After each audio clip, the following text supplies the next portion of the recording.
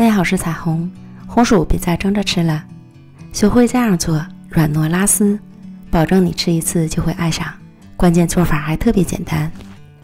一根红薯去皮后，重量是220克左右，切成薄片装盘，上锅蒸熟，水烧开后蒸20分钟就可以了。将蒸熟的红薯倒入到大碗中，趁热压成泥，越细腻越好。如果红薯没有那么甜，可以再少加点糖提味儿，再分次加入55克糯米粉拌匀。因为红薯的含水量都是有差异的，所以糯米粉的用量要酌情添加。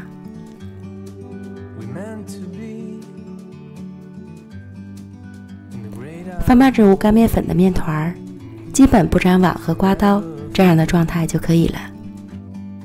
取一小块面团，约50克左右，揉圆，再捏成小窝状。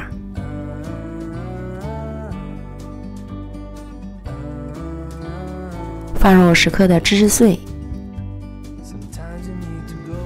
虎口收拢法包好。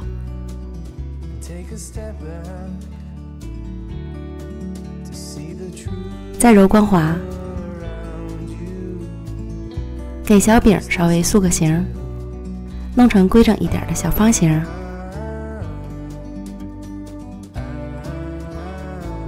边缘一圈沾上水，再沾上芝麻，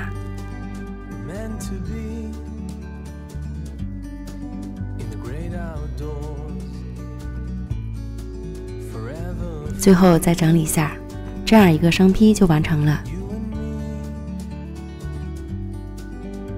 电饼铛或是平底锅开小火预热刷油，依次放入小饼，盖上盖子，熟得快。底部烙至上色后翻面，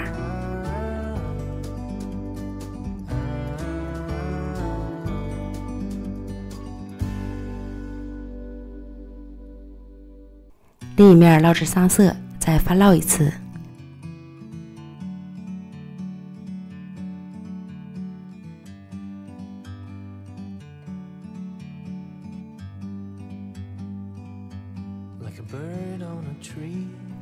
最后烙至两面金黄，小饼微微鼓起，就说明熟透了。出锅。这样咱们的芝士红薯饼就做好了。红薯和糯米粉的搭配，就是甜糯和绵软的完美组合。芝士碎的加入，让小饼的口感更加升级，入口香甜还拉丝，实在是太美味了。朋友们，赶快做起来吧！美食天天更新，咱们明天见，拜拜。